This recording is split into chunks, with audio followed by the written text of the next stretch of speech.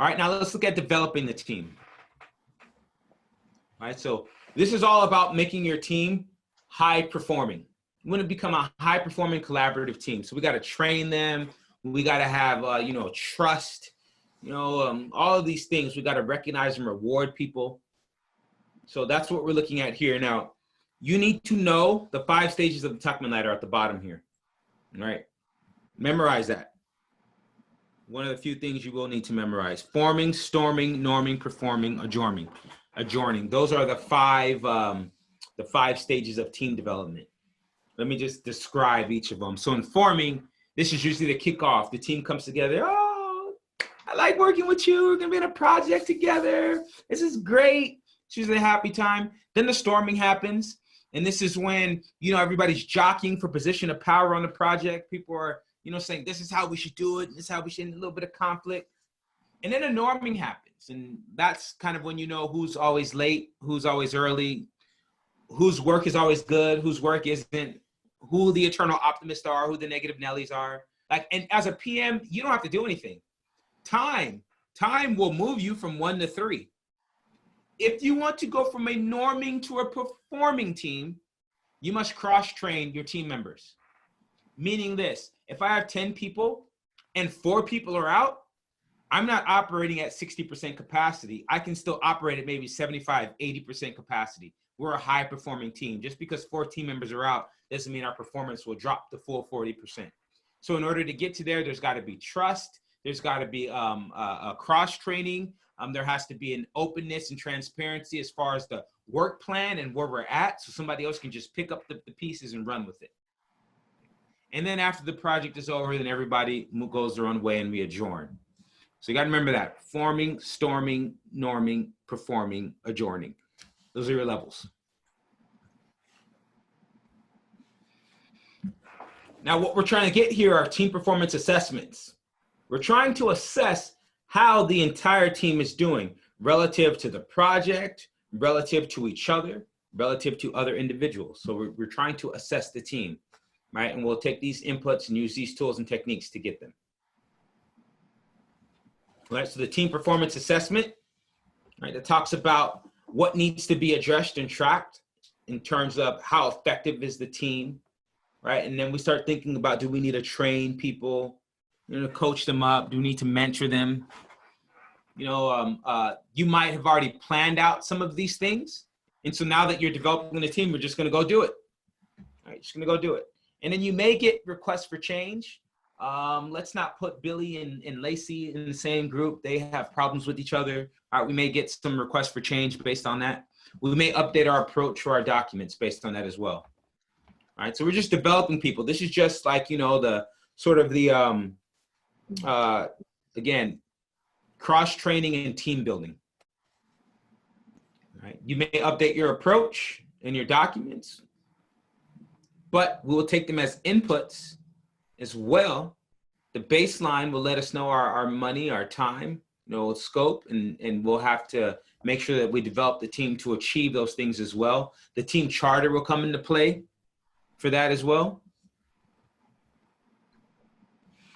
Now, the tools and techniques here, as a PM, we have to make sure that where our team members are, right, what the environment is, right? Is it hostile? Is it, do people curse a lot?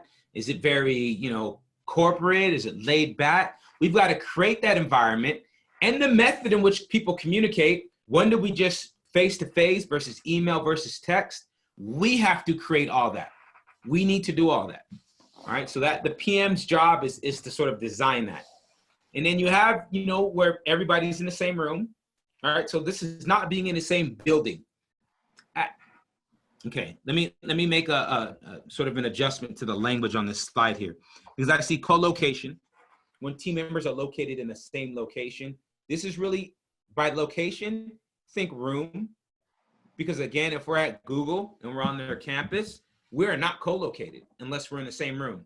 Even if we're in the same building and I'm on the 3rd floor and you're on the 4th, we're not co-located. Okay, so you must be in the same, you must be in earshot. That's the term for co-location. Can I just be like, Ron? Yeah, if I can do that, you're in earshot. If not, we're not co-located. Okay, And then we use different methods of communicating with our team members. So the technology is going to be critical for team members to have, to be able to have dialogue. We need to be able to set up a way for team members to discuss things amongst themselves that both we as project managers or leaders of our groups and other management aspects, other management personnel will not be able to see. People need to be able to have times to communicate and get stuff off their chest without worrying about backlash from us as PMs or from managers. So we got to set that up as well. All right, meetings are pretty straightforward. Make sure you recognize and reward people, and both for the exam and in real life, PMI does not want you to recognize and reward individuals. They want us to reward groups of people.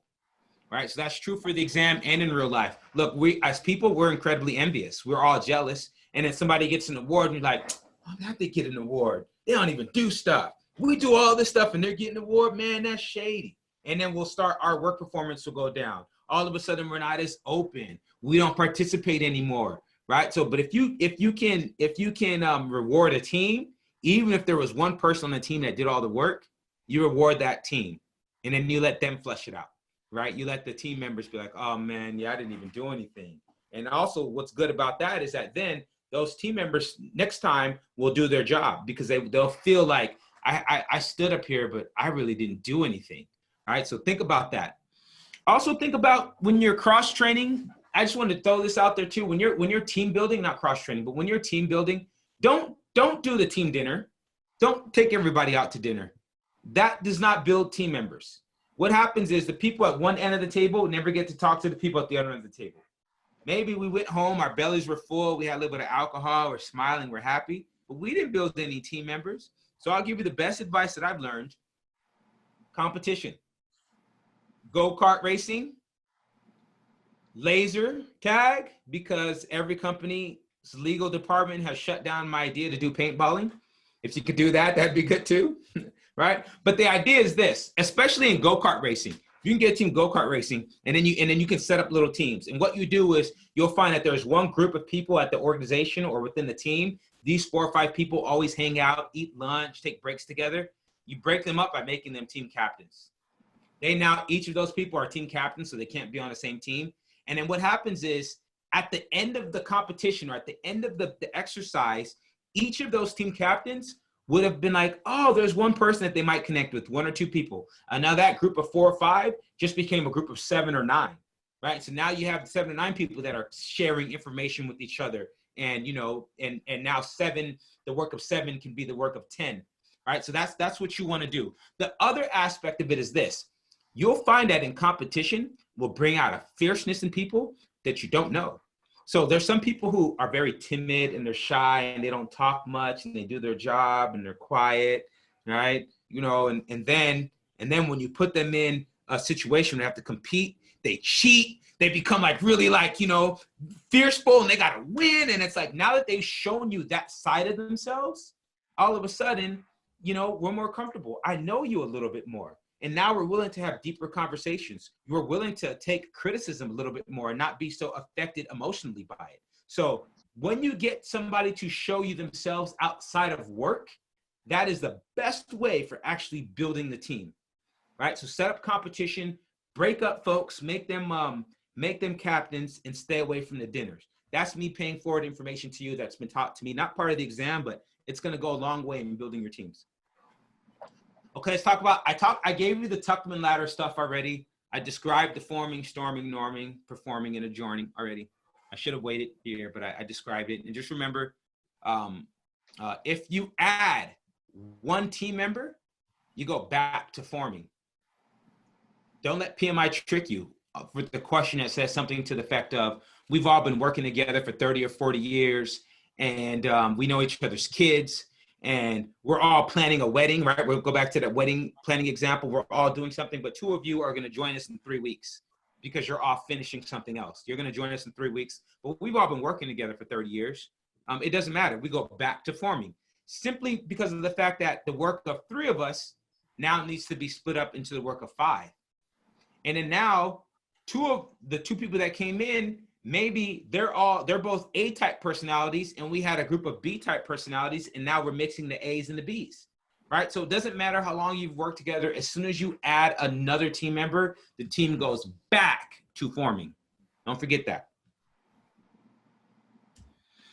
Okay, we have individual and team assessments, right? In this case, develop the team. It's all about team.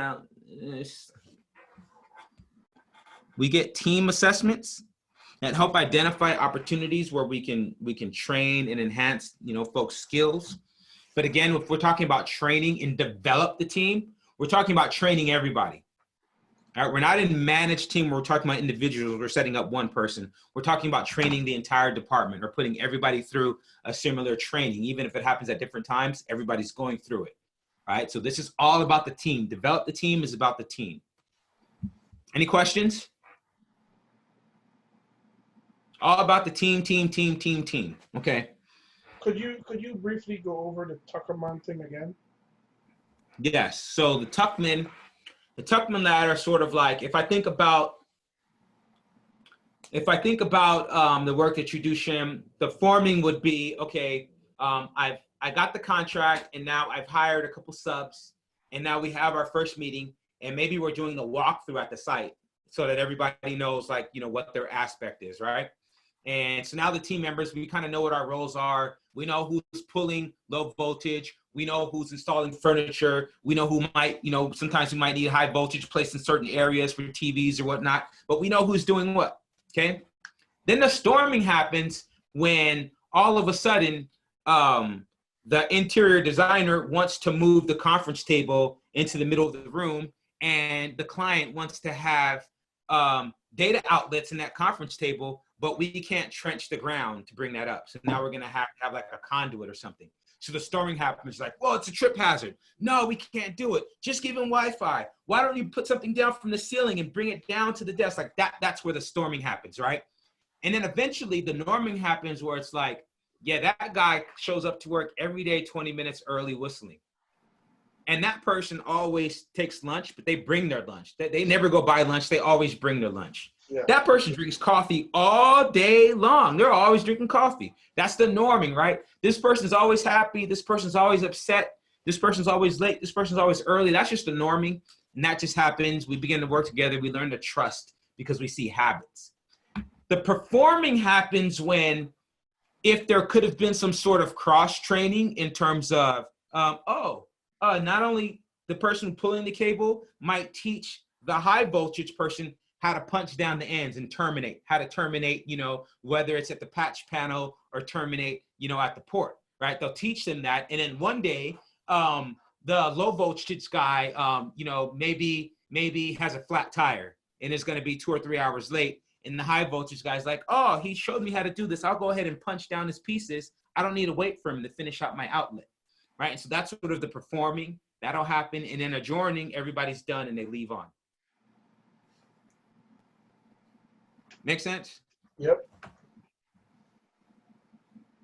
Okay. I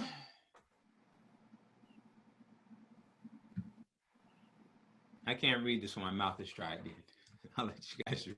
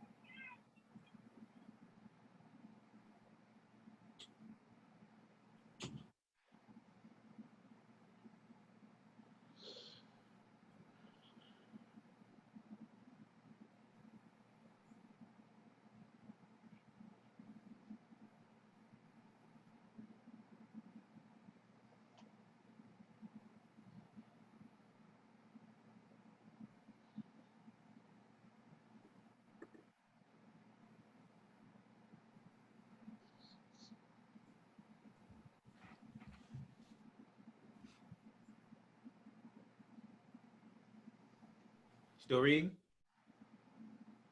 Okay.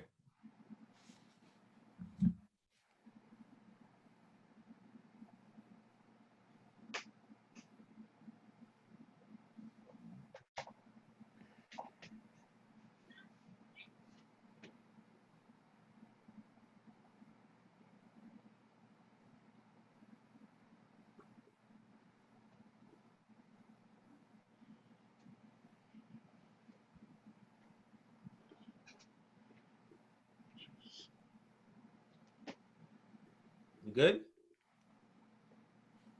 Okay.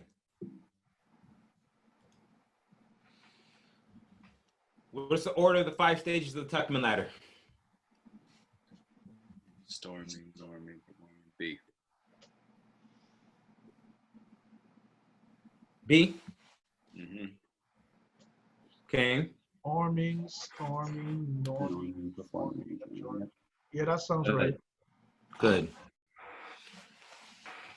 John utilized which strategy to improve the communications and performance of the team members located at the home office?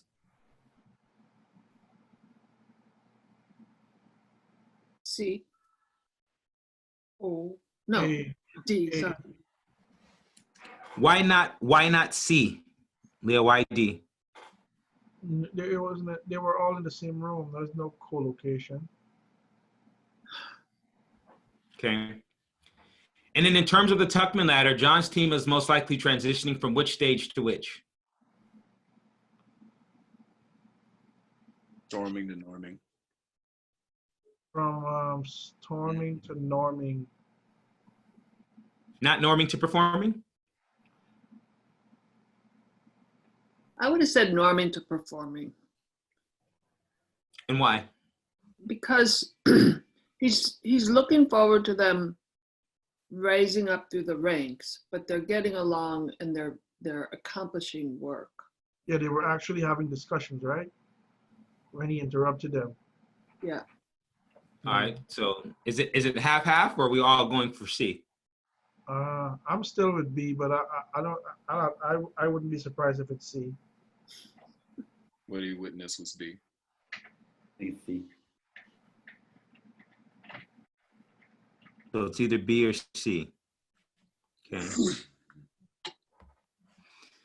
Acknowledging and thanking Hunter and Justine for the positive work they performed while completing the control quality process was an example of what type of tool and technique commonly used during the development team process. Now, let me just stop and say that is very indicative of a PMI question. Because they could have just said, thanking Hunter and Justine is what type of tool and technique in develop team. But they use all these extra words that, you know, it's it's a reading comprehension exam as well. So anyways, what tool and technique was used when he thanked Hunter and Justine? B. B, pretty straightforward. And then the next one, by analyzing the effectiveness of co-location and the use of team building and negotiation skills, what type of assessment did John produce as an output of developed team process?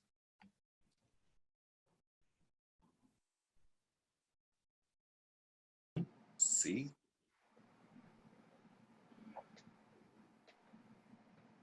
One C. Anybody else? B. A B? I think so too. Yeah. So B and C. Okay. Let's see how we did. I want to tell you all, what do I want to tell you right now? I'll wait till you see the answers. Okay, so you got this one right. It was B. You got this one right. This one, if you were thinking C, in order for it to have been C, it would have said something like, John noticed that now the team was now producing more work than they had the first time, or the team's output had increased vastly, or despite having a few team members out, they were still able to complete the required work. Instead, what it gave you was, John noticed that the team, you know, the communication was different. It went from sort of bickering and finger pointing to now more collaborative. So that's more of the storming was finishing, and now we were getting used to everybody just being, just being normal. So that's why it was B there. Okay.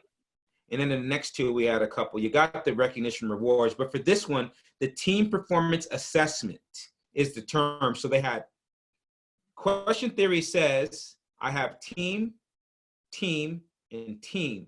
So I need to look to prove or disprove B. Performance improvement assessment. It didn't say anything about the team. So I'm going to throw B out, and it must be A, C, or D. So now I see team success assessment, team work assessment, team performance assessment. Oh, so I have team and assessment 3 times. Are they successful? Are they working? Or are they performing?